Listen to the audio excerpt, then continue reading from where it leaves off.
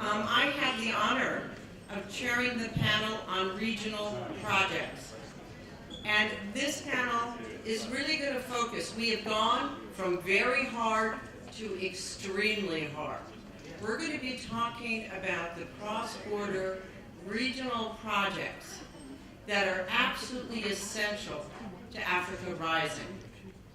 As many of you know, there has been a very excruciating long process of governments in Africa trying to identify, with the support of their development partners, the critical cross-border projects that are essential to building the underlying economic drivers and enabling private sector development, access to regional and international markets. This is absolutely fundamental, but it's also the hardest task of all. Now, what is amazing is that we actually have concrete political will manifested in last year's Dakar's financing summit, where the African heads of state said, yes, we need to be an equal partner with the private sector.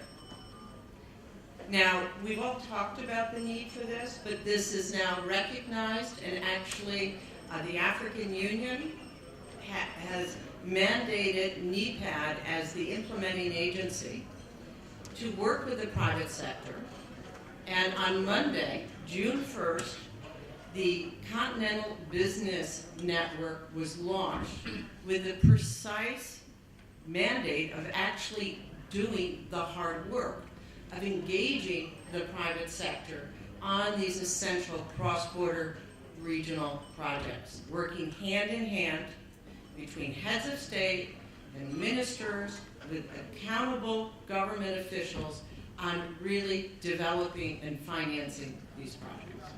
So I have the honor of having critical people here to be able to help put forward their point of views and perspectives. And I'd like to introduce them. We have David Midan Haman, Director of the Office of the Special Advisor on Africa from the UN. We have Ambassador Roland van de Geer, Head of Delegation of the EU to South Africa. And we have our wonderful example of a cross-border example with Sylvester Kasuki, MBS, CMILT, General Director of LAPSA, the Corridor of Development Authority for the Presidency of Kenya. So with that, I'm going to sit down and direct my first question to David about how the UN system and the UN Office of the Special Advisor on Africa are engaging with the private sector globally, and also with regard to the PIDA process. David. Thank you very much, Madam Chair. Thank you for the question. Allow me, if you will, I will address this question in two parts. In the first one, I will address the global historical context and the African stated priority in the sector, in the infrastructure development sector, both of which actually have informed the UN system support to infrastructure development as well as PIDA. Then I will look at the UN actions in support of PIDA at the global and regional level. Let me, if you may allow me, I will first discuss the historical context and the African priority that led eventually to the UN system support to Africa's infrastructure development. The idea or the concept of investing heavily in infrastructure development to boost either development or even revive economic activities is not really new. The investment on infrastructure has been the underlying factor of major growth trajectories in many countries and regions in the world. I'll give you a few examples to demonstrate that. In the 30s, as part of the New Deal, the US has spent about roughly $20 billion, which is the equivalent of today's dollar of 365 billion, to build large-scale infrastructure projects, including roads, highways, airports, sewage system, etc. With the intervention and with the involvement of the private sector and the multiplier effect of this investment, it has been shown that for every worker that has been employed directly by this project, we have 2 additional workers that have been employed in different sectors and directly. And this has led, as you all know, in our history books, that this investment has contributed greatly to the economic recovery in the US following the Great Depression. Another example of this global context is following World War II. The US has implemented the New Deal, whereby it spent about $13 billion, which is roughly about $85 billion in today's current prices, to build and contribute to help rebuild the European Union's infrastructure at that time. In the period that followed, industrial and agricultural production has increased dramatically, and the European countries have experienced an unprecedented growth trajectory for about 2 or 3 decades that set the stage of today's standard of living in the European countries. Then a last example, which is closer to us in time, is Spain. In the 20 years that followed its accession to the European Union in 1986, Spain has received roughly about 1% of GDPs in EU fundings. These fundings has been mainly invested in infrastructure projects throughout the country, including railways, highways, roads, etc.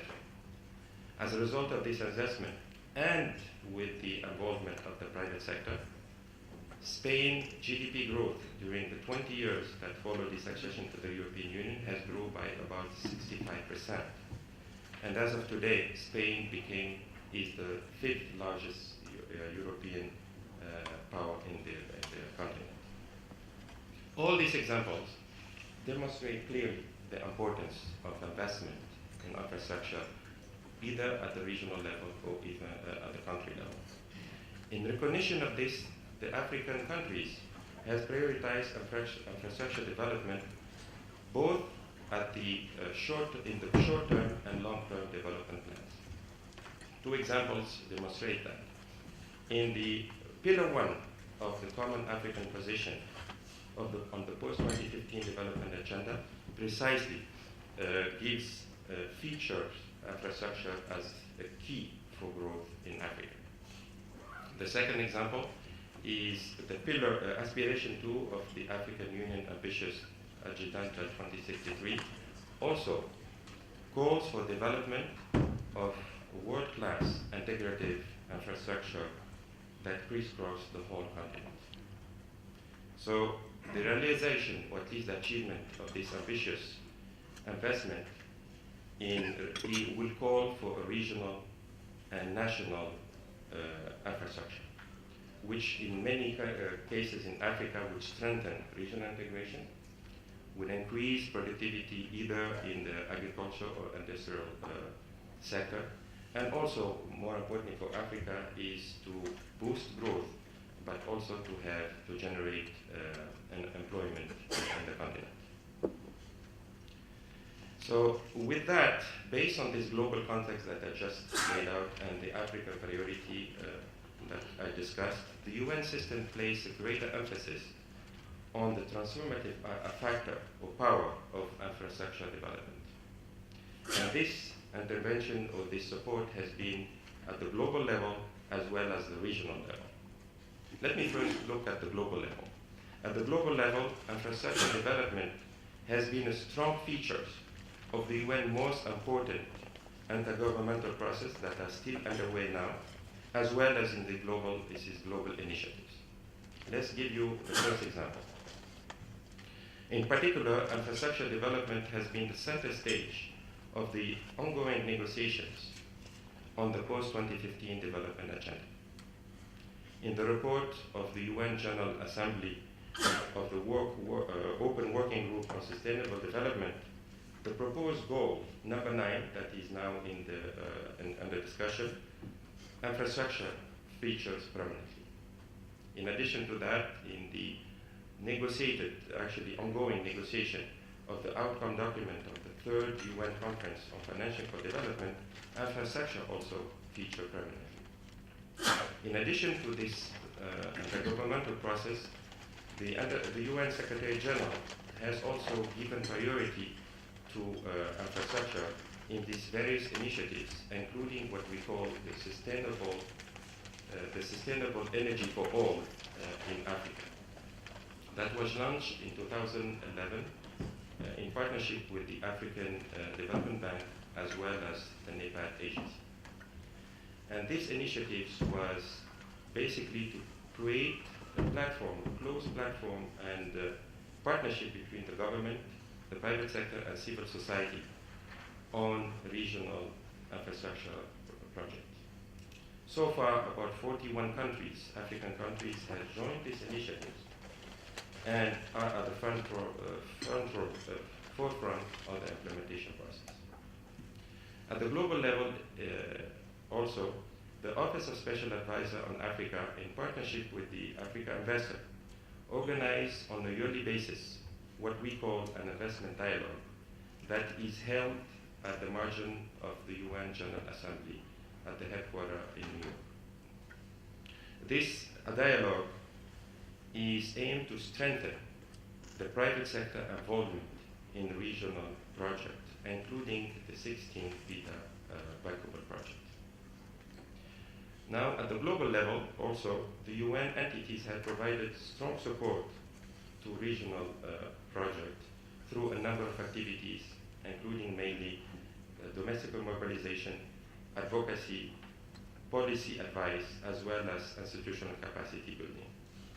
Also, the World Bank has committed about $40 billion in infrastructure support of PIDA support and regional priority in energy, transport, ICT, and water. Finally, in June 2014, the UN, through the ECA and UNDP, has partnered with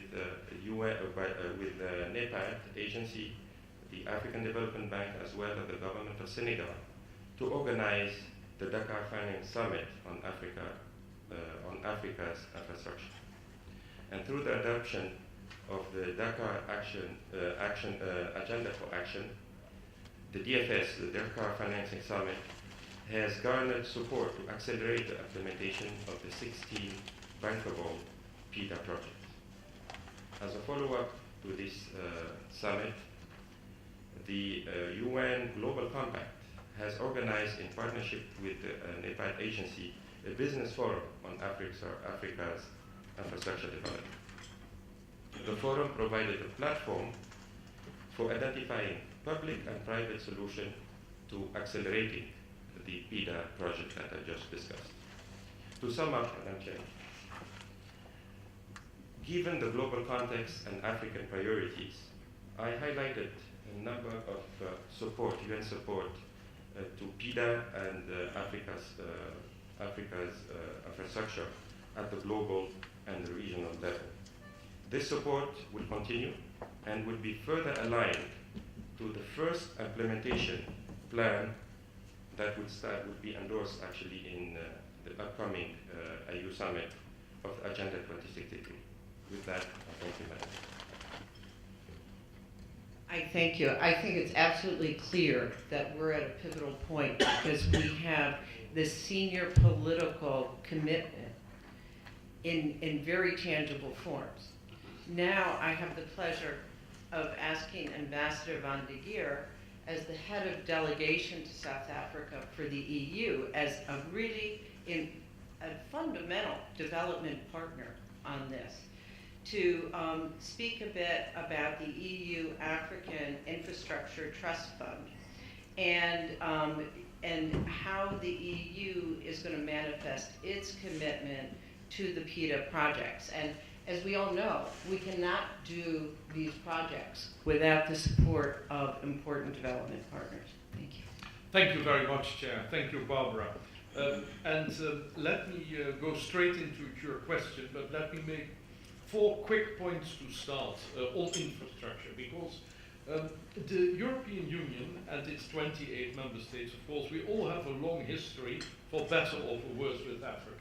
And we started after African independence often straight into infrastructure, maybe in a rather naive way, establishing infrastructure, but not looking at how this was based in society maintenance considerations. I mean, I'm Dutch. The Dutch just thought if you build dikes, windmills, and you wear wooden shoes, it will all be all right, you see. But we then subsequently found out it's a bit more complicated than that. So in a way, European investment in development from the official side then moved very much into human development, health infrastructure, but health, education infrastructure, but mainly education, the social sectors. And it is only in recent years that we are more and more looking at the importance of infrastructure for Africa's development and continental development. Transport, water, energy, I would say. I also would like to emphasize in the second place that also in Europe, with the accession of the Eastern European countries in the European Union, we in fact face problems which are very similar to Africa's development. Because we also have to bring systems together, we have to bring countries of a different level of development together. So we like to think that as a result of that, plus the fact that we are going through our current economic crisis, in a way we have become a better partner, a more understanding partner for Africa. Thirdly, and I think it has already been observed, ODA as such, that is very clear, no discussion, is not the answer. It's an important contribution, as I will show hopefully in the coming minutes, but it has to be public-private partnerships. And then a bit jumping ahead, but reacting to what the chair, what Barbara just asked me, at the highest level, the summit level, now everything is nowadays a summit, so we have to be a bit careful with that expression, but between the African Union and the European Union, we have our very regular summits. In fact, we have the African Union Summit next week in Johannesburg, but in January next year, we will have in Addis the African Union Summit. And on both occasions, European politicians and businessmen will underline their commitment to work further with Africa. So that commitment is there. Now, to become a bit more concrete, I would like to very quickly tick off, we're not going to go through any details, but the EU-Africa Infrastructure Trust Fund, the emerging, hopefully established this and next year, Africa Investment Facility. I would like to say a quick word on the Technical Systems Facility, on Electrify, and then I would like to underline the importance of our dedicated vehicle, if you like, the European Investment Bank. And then finally, just one or two words about programs in individual programs with African countries. On the African Infrastructure Fund, it's an African Infrastructure Trust Fund. We consider it as a success story in our development portfolio. Blending, that has been very much the key word. So the ITF has piloted the EU's efforts to support infrastructure investments across sub-Saharan Africa. It was set up in 2007, and the aim was to combine EU grants, because we are very much a grants-based institution, with loans, with equity, guarantees from public and private financiers, and an important vehicle, probably the most important, to leverage additional resources, and also, I have to say, by increasing the impact of EU aid. And our thinking was, and I think that was a correct thinking, that once you have a European investment, that creates a certain confidence amongst the wider group, and you literally leverage. I mean, you literally leverage. And as I said, it has worked so far well. I mean, obviously, we've had our trouble, but since 2007, more than 560 million euro ITF grants have been granted for infrastructure, energy, transport, water, ICT as well. And we like to think, there are always questionable statistics, as you know, that we have leveraged at least 19 billion euro in investments. And the majority of these projects, I already indicated that, went to energy projects, about 60%, transport about 25%, and then 15%, the remaining 50%, in a number of other sectors, including water, ICT. Regionally, it's interesting to note that East Africa has done extremely well, 55%, West Africa 27%, Southern Africa only 9%, and Central Africa 5%. There is a lot to say about this. I just mentioned these figures now. We can come back on it. The result of our very positive experience since 2007 has been the establishment of the Africa Investment Facility to improve the effectiveness of blending, to further develop this concept and to bring it broader. It is set up in the course of this year, second half this year, and it will allow the EU to support a broader range of operations in different sectors across the continent. ITF will continue, but it is likely eventually to be taken over by the broader Africa Investment Facility. Let me just say that in addition to this, of course, we all still realize that it is not just a matter of putting infrastructure in the ground or on the ground. It's a broader concept. So our technical assistance facility continues.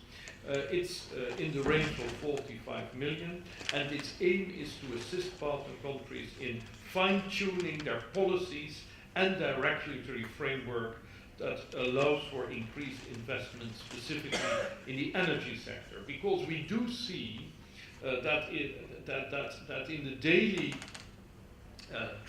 daily situation in South Africa, in Africa, policies and regulatory frameworks are still extremely important. And I know what I'm talking about. I'm living in Pretoria, my wife lives in Maputo. I cross the border often. It's always very friendly, almost very welcome, but the procedures are always just a little bit different. And by now I know them better than many of these agents. So a number of EU technical assistance contracts have already been signed in Central, Western Africa, Eastern, Southern Africa, also in Asia, by the way. There is a bit of concentration on energy for all in this program, but it is broader. Quickly also, one or two words on Electrify, which is intended, a fourth program in this series, of addressing major barriers impeding private investment in the energy sector. So it is specifically trying to take away the major barriers that we still see in many countries, including in South Africa, I would like to underline, to bring in private investment in the energy sector. And Electrify it's a flexible tool to support investment and to, as I said, to stimulate the private sector, to mobilize the local banking sector, and to have a catalytic impact on energy growth, so that we have a better self-driven business market in electricity, focusing on different business models, ranging from home systems, mini-grids, and even off-grid solutions. So in a way, one can say Electrify aims to address certain, if you like, market failures, as well as the lack of structuring capacity that we often find. Electrifying, we think, is extremely important because we see decreased governmental support for OECD renewable energy markets. We think it's extremely important that that is addressed. We see also more availability of long-term funding, but not often on the right conditions. And we see a tremendous decrease of renewable energy-based technologies prices. So we want to take that up as well. And of course, as you know, there is a lot of experience with that in Europe. And I would like to say that the neighboring country of my own country, Germany, is now really achieving a staggering 20% of its energy resources from renewable energy.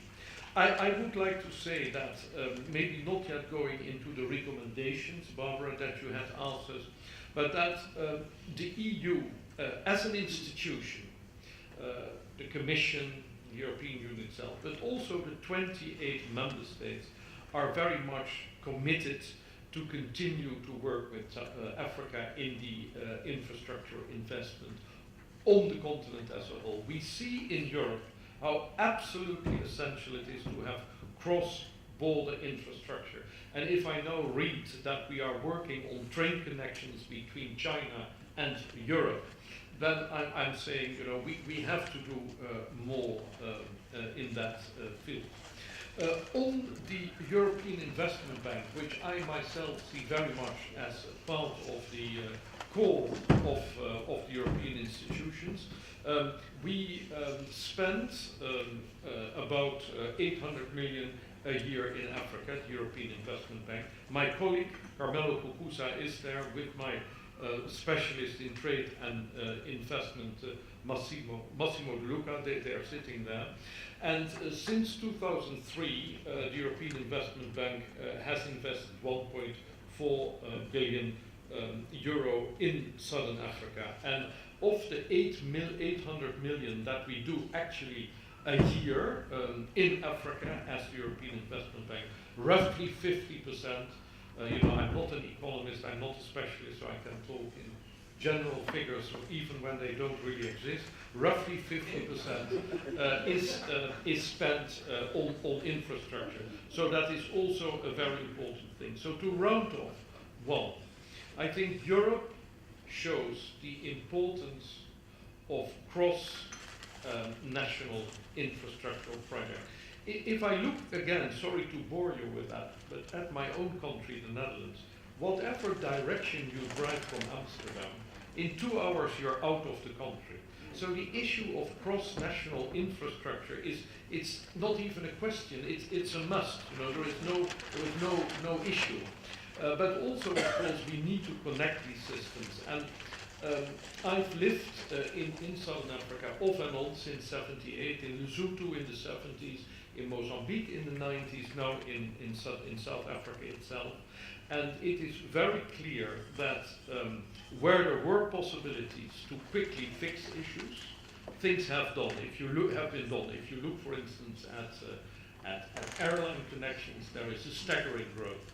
But it is still very worrying how long it takes to bring a truck from Durban to Lusaka or from Harare to Cape Town. And I think it's not only a matter of infrastructure, but as a European Union, we are also very committed because we think it is essential to share with Africa our fight in improving the whole environment, business and regulatory in doing transnational trade.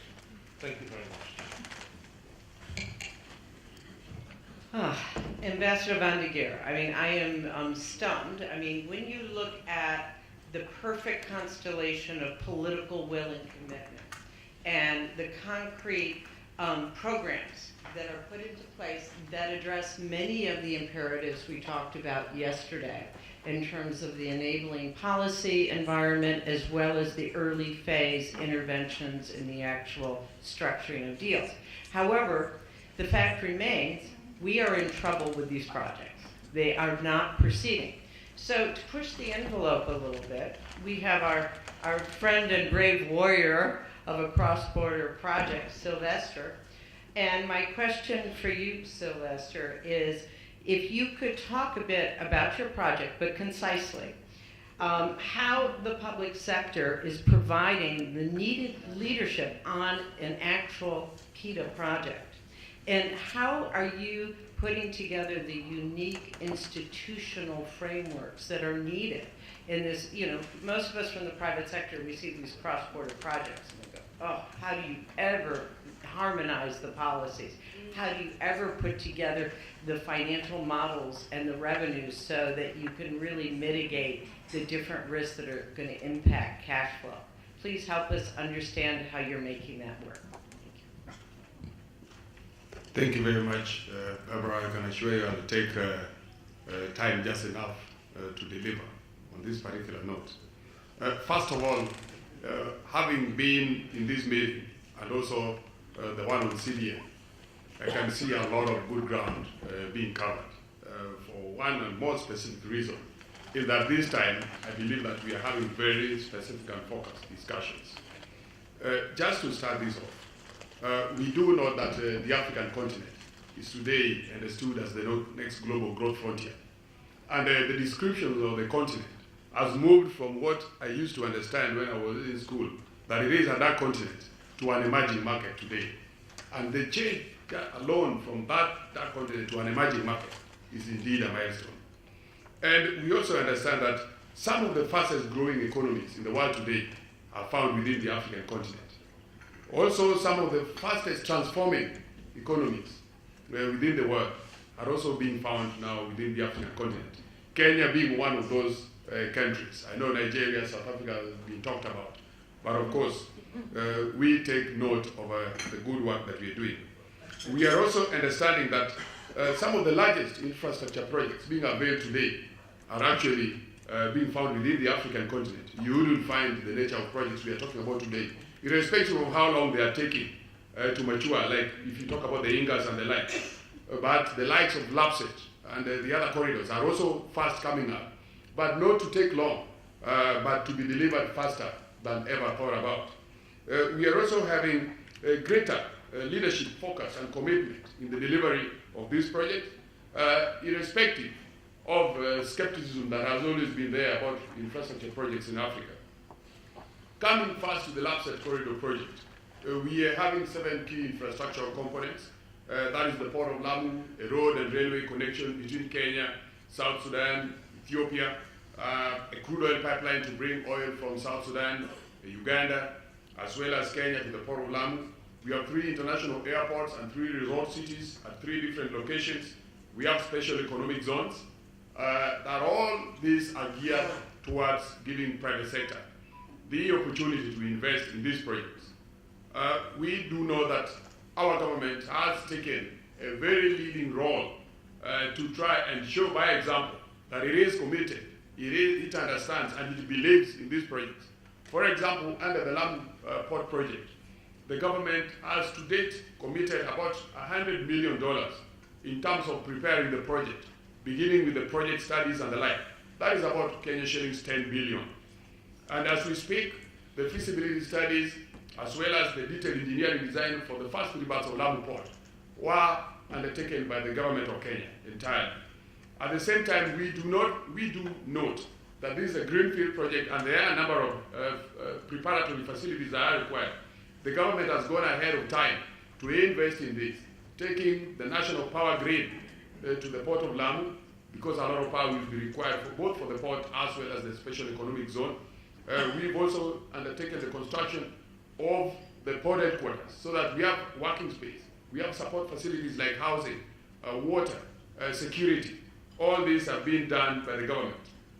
One key interesting thing for private sector in this project is that the economic internal rate of return is about 23.1%, and we expect a project delivery timeline of 5 years, but it can be very shorter if private sector do grow at fast pace to approach this project. We also have a number of mechanisms that have been put in place to make sure that this project is more lucrative to private sector. We have a total of 32 berths, of which the first 3 are the ones I'm talking about. But ahead of time, we are also going to unveil another 7 bars for project preparation for private sector to come on board. So you don't have to wait for us now to again do what we've already done to show by example. But we've already undertaken the conceptual studies that will give private sector the opportunity to be able to get a hold of this project faster. The other project that is important to talk about is the crude oil pipeline.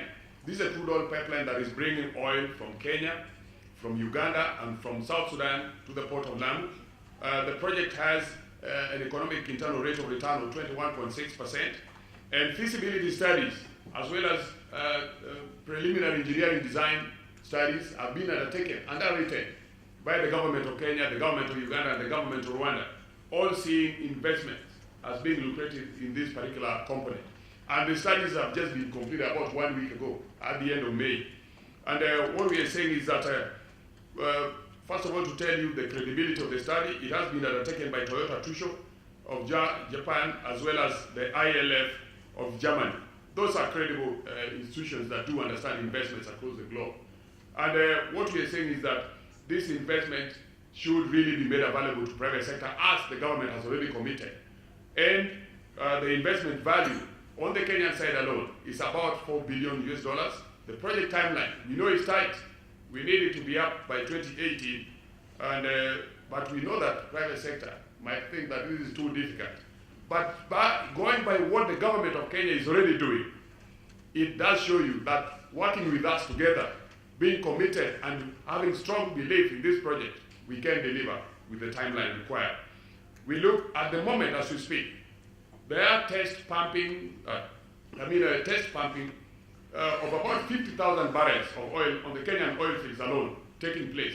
And by the end of this year, all details about how to produce that oil and to pump it should be ready.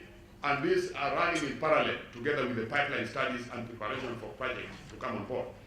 At the same time, we as a government are spearheading the acquisition of right-of-way.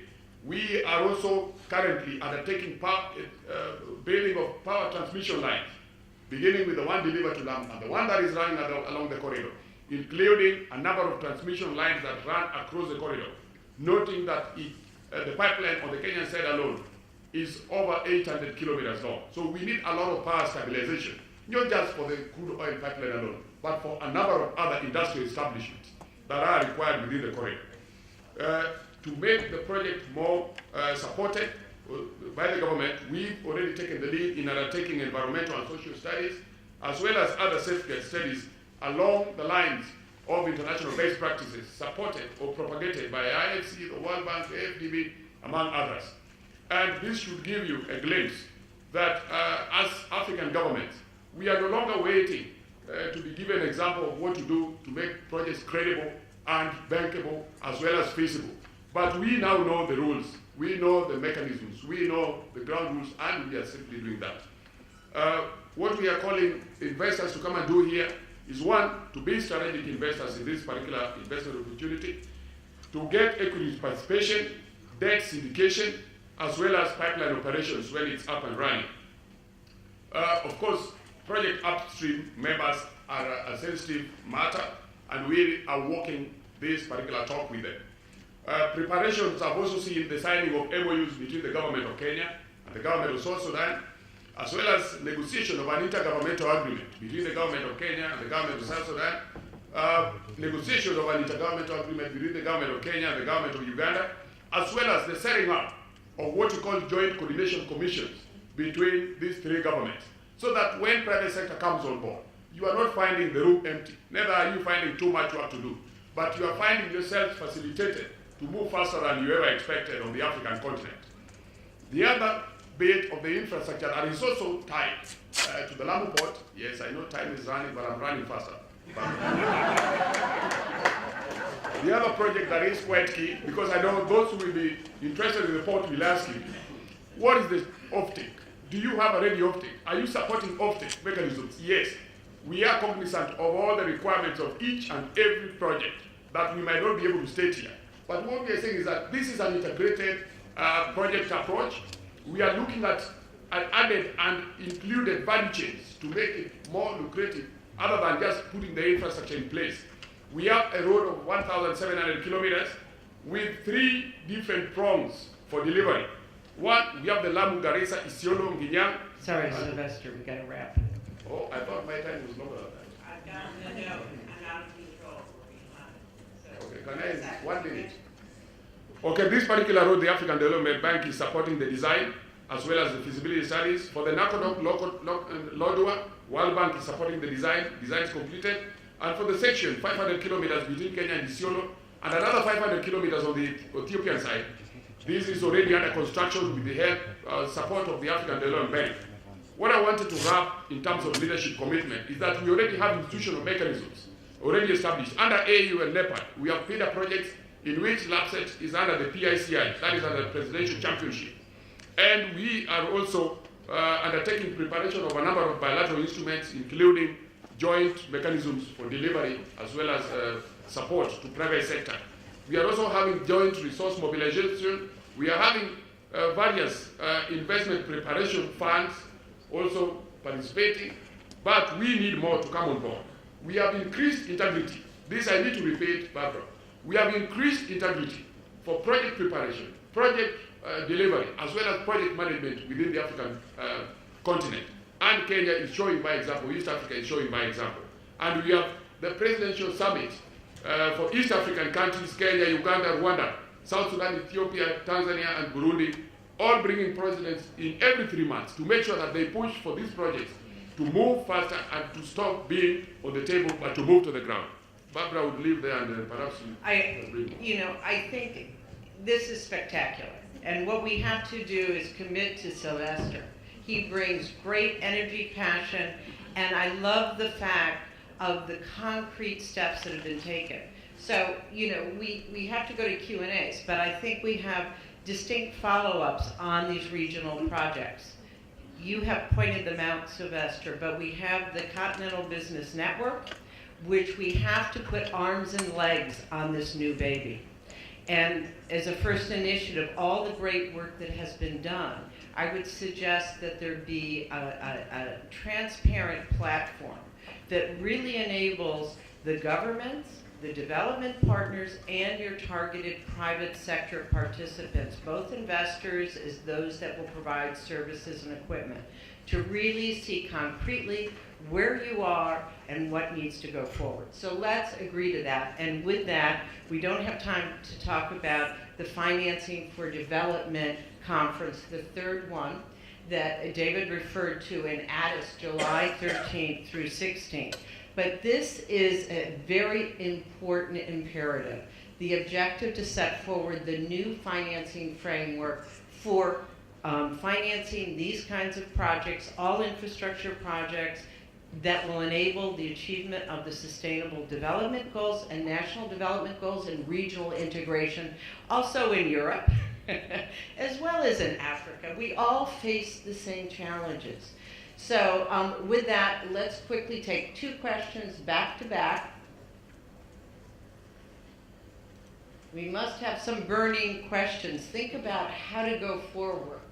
How can we advance the good work that's been done to date? Yes, we have a question or a comment here. Please identify yourself first. Simon Timtor, again, Afrexim Bank, Head of Debt Capital Market Investment Bank. Just a question. I think Nicola Fiersley, is that right, if I say his last name right, from the World Pension Council has talked about the Norwegian model whereby a project company was set up and was owned by the largest pension funds to buy out the best asset in Norway. My question to the gentleman is whether they have thought about doing something similar. A project company whereby they will bring the private sector who will own a piece and the government will own the piece, then the private sector can lead the initiative and try to put all the project together in addition to the funding. Okay, thank you. A second question?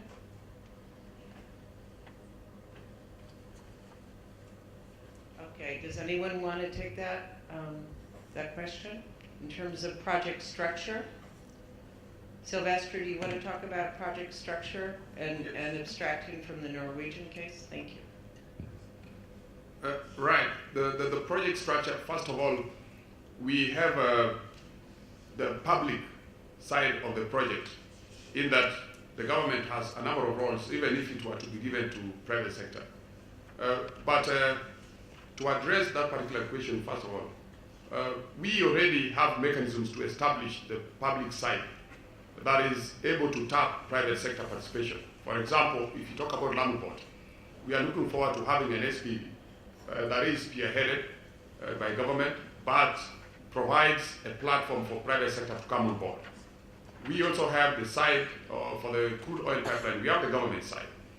That does the preparation of the ground for private sector to come on board at the same time to unveil the investment opportunity, whether in terms of equity, strategic investor, or among many other opportunities, even in operations, to come on board onto the project. So we are quite cognizant of these particular desires by private sector, that government needs perhaps to de-risk the ground and to give confidence to private sector.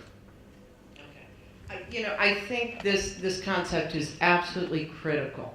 And in fact, with the negotiations for FFD in what will be the Addis Accord, one of the key concepts that is being put forward with the support, I'm the vice chair of the FFD Business Steering Committee, to UN member states that they're suggesting via our input is that the concept, an anchor concept of the new financial framework being the scaling up and use of special purpose vehicles.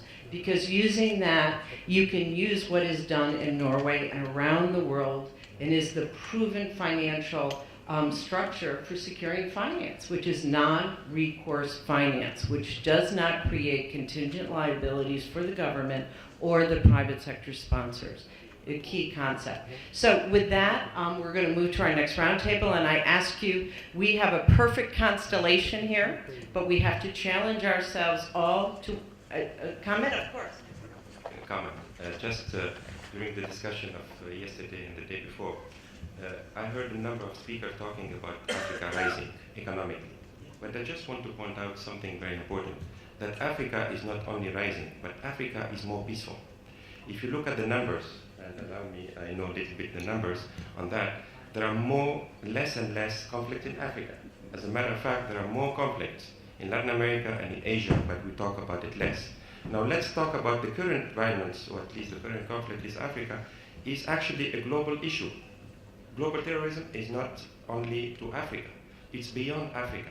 So Africa is not only rising, but Africa is more peaceful. There are more and more African countries democratically elected government. So that, in addition to that, we have much more better governance through the Africa peer review mechanism. There are more and more countries that are peer reviewed. And more countries actually are taking reforms in order to improve the doing business in Africa. So put that together, it shows that there is an optimism, and African countries, according to the IMF, is better macroeconomically managed than many European countries. Thank you. You've inspired Ambassador Van de Geer to make No, thank you very much. And of course, we fully support, also that's our analysis from Brussels. At the same time, let me take it one step further. We see also in Europe, across the world, rising inequality to such an extent that it can create social tension.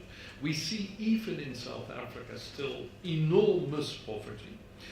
And jobs and skills remain a huge problem. So fully in agreement with the analysis of my neighbor, far less conflict and a rising economy, but there are still many issues to be fixed. And 3 years ago, in the midst of the Arab Spring, we were asked all over Africa, how do you look at the possibility of an Arab Spring-like development in your countries? And on South Africa, I said, not even a possibility. This is a strong democracy. People feel free, they can express themselves. That is still the case, very much so. But as inequality and unemployment continues, of course, tensions are rising. And we have the example to sort of confirm the rule. We see in Burundi how quickly things can again get out of hand. So I think the UN and the EU are completely on the same line in our optimism. At the same time, we know how difficult it is to maintain this line. And of course, our experience in Europe is that if people start to write books about the end of history, then suddenly history begins again. And as you see in Europe, that is now a we are in a very difficult situation. On all our borders, we have an extremely difficult relationship with Russia, which is now affected for many decades to come. We have potentially a war on our borders in Ukraine. And then if we go along and we end in Morocco, then we have a long line of countries in conflict. So it's not easy, but the trend is positive. Thank you very much, Chair. I just wanted to introduce the minister the cabinet secretary in charge of infrastructure and transport in Kenya. Mr. Macharia is Can here. you please stand up? Yes, so all these opportunities, you have the ability to even confirm what I was telling you from the minister. But you see how committed we are to action and intervention. So we see, let's close. This was really enriching. We have a global imperative. It's not just Africa. And the imperative is real. And we have to work together. So please join me and for our wonderful speakers who have brought together the imperative and some of the solutions. Thank you.